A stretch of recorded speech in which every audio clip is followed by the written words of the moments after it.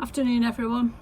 Right, so people have been asking about how much it costs to live on our narrowboat. So at some point I'll do one on sort of the costs of like gas, electric, diesel, all kind of stuff like that. But this one is just on buying the boat. So we bought the Plot, which is the name of our narrowboat, if you've not watched any of the other vlogs, end of May 2022. So, and here's the original info look on the boat. So it was listed, let me read it out.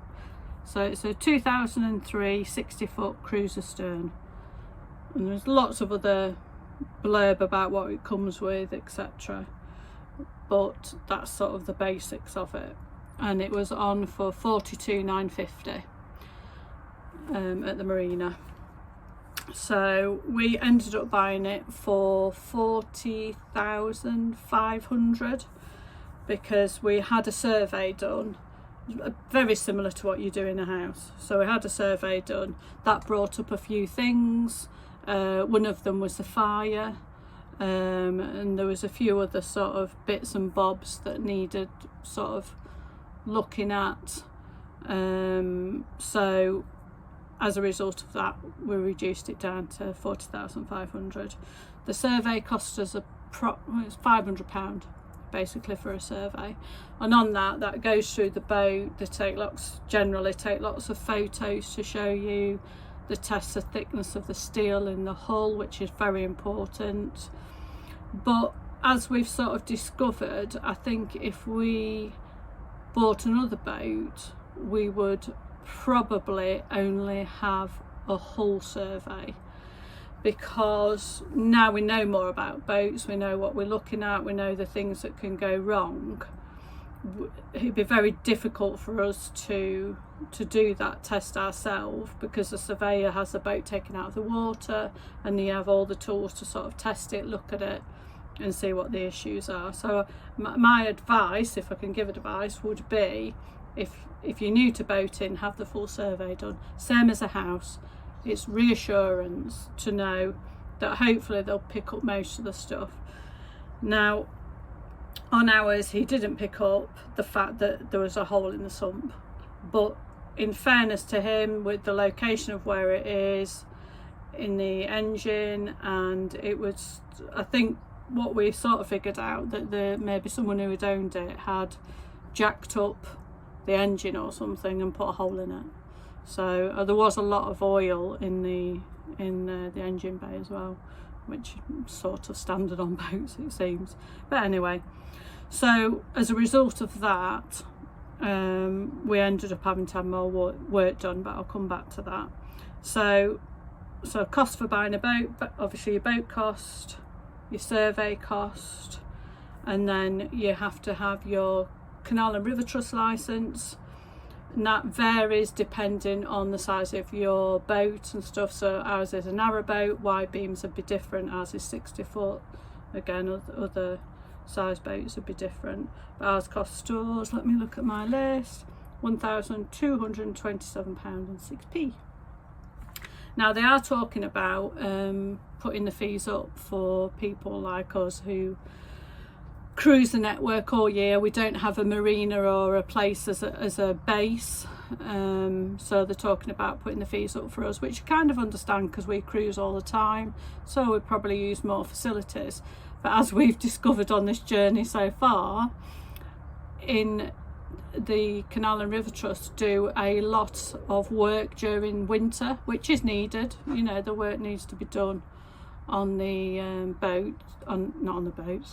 on the locks and the network, so they have to do it sometime, and winter is when less people are travelling, so it makes sense to do it. But that means we can't use a lot of the canals because they're closed. So should we pay extra for a network we can't use? But I don't know, we'll see. I think there's petitions and things like that going in. Anyway, that's by the by. So you need your CRT licence, Then you need your insurance, same as a house. You need to insure against, you know, the big things like fire, floods, and also sort of your possessions depending on what you've got. As part of our insurance, we sort of went belt and braces because we'd never had a boat before. So we had sort of a river rescue in addition to that. Now we've got that as part of our insurance. Now we're sort of a year on. But so it's definitely worth getting just for that peace of mind, because we had to bring this boat back from the marina where we bought it from, and we had to go straight on the River Trent, not the tidal one thankfully, but you know, so that was quite scary in itself. So we wanted to make sure that when we brought the boat back we had all the cover included, and we actually ended up using that once Chris discovered that we had this hole in the sump. We got them out to quote for the work, and that ended up costing us £1,000 to have the engine taken out completely, had the sump fixed, we had the engine mounts done, and then a full service as well. Now obviously £1,000 is a lot of money, but when you consider we had, you know, what, nearly £2.5 knocked off the price of the boat, so we were pretty happy with that, you know, to spend that money to make sure the engine was right. So that was that cost. And then the blacking, we've had that done this year. So when we bought the boat, it said on the paperwork that the blacking had been done in 2021, and it's normally sort of every 2 to 3 years you have the blacking done. So that's where the boat's taken out, and you know, bitumen and stuff like that's put on. There are different types you can have that last longer, but I won't go into all that. You can see one of our vlogs where we had this done up at Langley Mill, if you want to go back and look at that.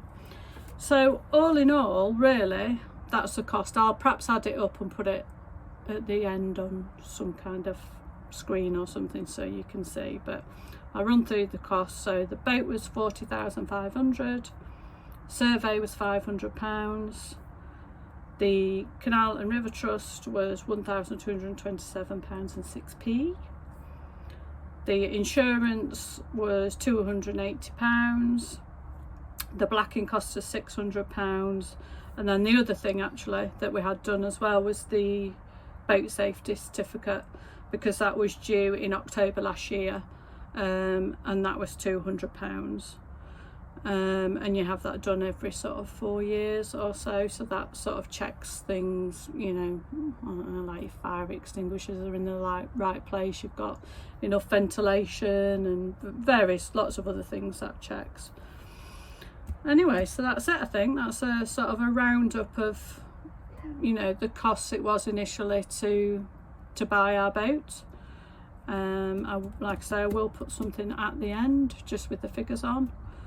If you've got any questions, if you're thinking about buying a boat or anything, then, you know, just pop something in the comments and we will try and answer, because we are, what, a year, August, September, October, so we're a year and 3 months are we into now owning a narrowboat, maybe a bit longer. Yeah, so we've got a little bit of experience and a little bit of knowledge, and so if we can share that, then we will. Right, that's it from me. I'm off now. Since we've got the darker nights here in the UK, I know there's people watching in other countries that it's different for. I'm going to release a vlog every night at 6 PM just for a week, because I managed to catch up with all my editing. So check those out if you want to follow our journey. So we only started cruising the network in July, sort of the whole network, because previous to that we lived in the marina, so we were just doing little journeys. So yeah, so we're 31st of October today, so Halloween. So we're only a few months into the journey of travelling the whole network. So if you want to join us, that'd be lovely. Right, I'm going to stop talking and I will see you soon when I will do another one on the costs, like the fuel and all stuff like that as well, for anyone interested. Right, thanks for watching. See you later.